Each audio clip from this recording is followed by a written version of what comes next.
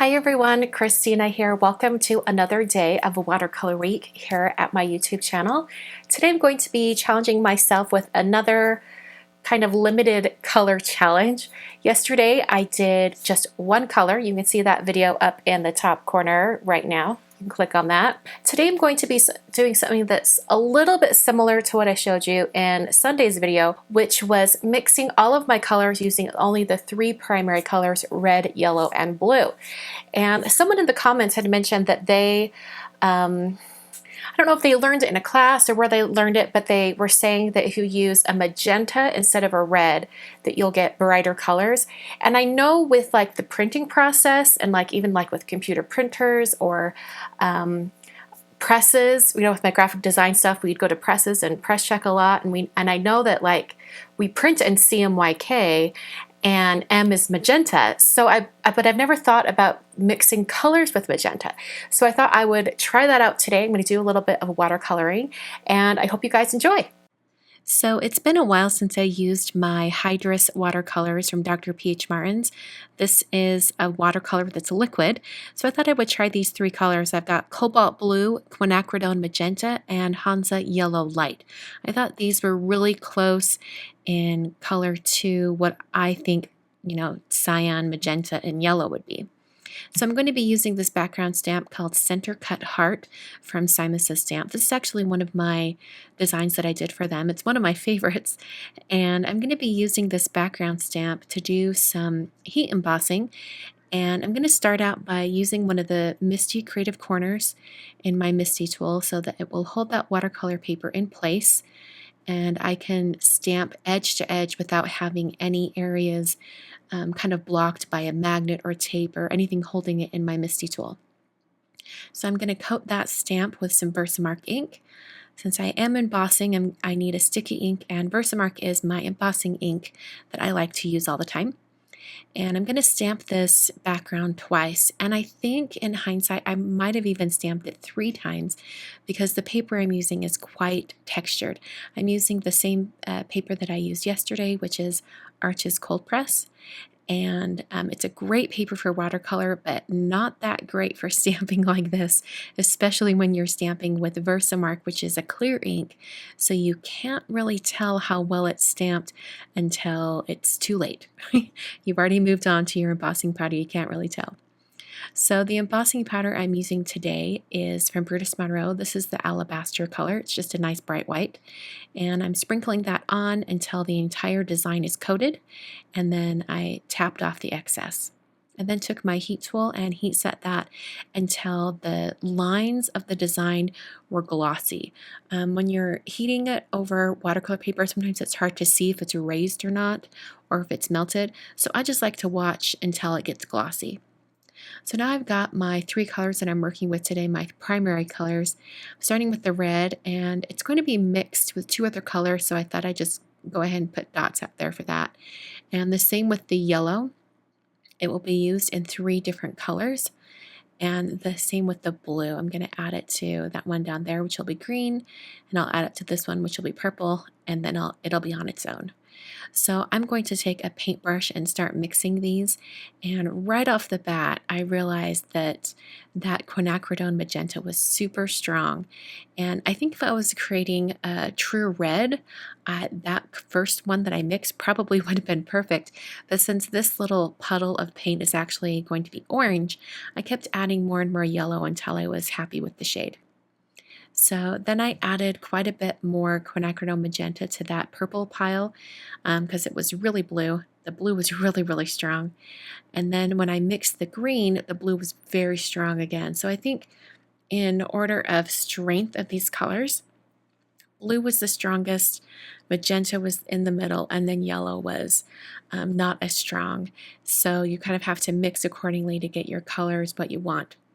So I've coated my watercolor paper with just clean water, and now I'm going to bring in those colors in rainbow order, but I'm going to work from violet, from the last color usually that people think of. I'm going to work violet down. So I'm just sweeping my paintbrush across that watercolor paper and letting that design show through. So the embossing powder, because it's shiny and melted, it resists any of the watercolor that's put on top. So this is a great way to make a quick background. It's not too complicated. I thought since yesterday's video was a little bit more involved with the painting of all of those animals on that scene, I thought I would make a more simple card today just because I want to play with my paints and I don't want it to be too complicated.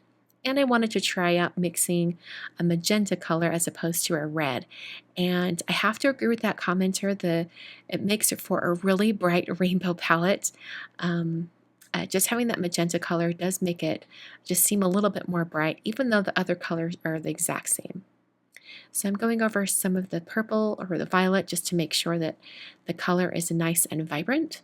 And I'll mix that with the blue and up into the green just to get that transition a little bit better. So this is basically where I want it to be, but I'm going to clean up some of the paint that's around the edges on the tape, just because I don't want that to kind of seep in or have issues drying. So I'm going to just take a paper towel and sop that up around the outer edge.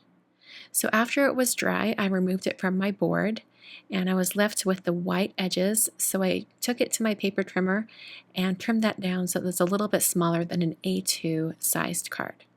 Speaking of the card, I'm making my card base out of some Neenah Classic Crest Solar White 110-pound cardstock, and I scored that at 5.5 to create a top folding card.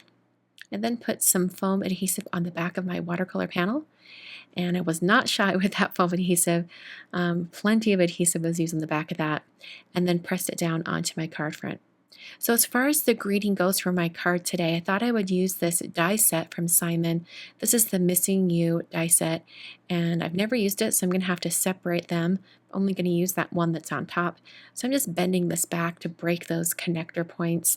I do this if they're, if it's pretty easy to separate them. Otherwise, I get out my wire cutters, but those were easy enough to separate.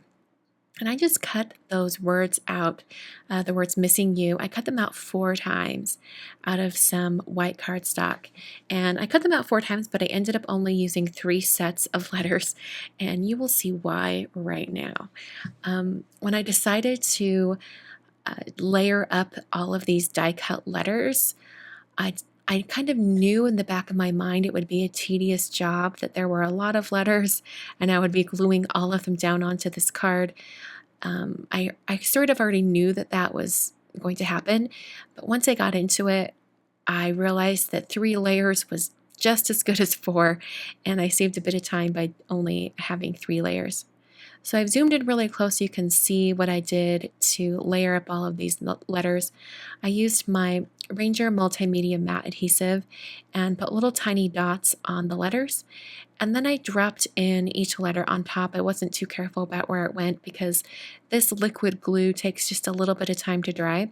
So it's very forgiving. It gives you time to manipulate those letters and move them into place.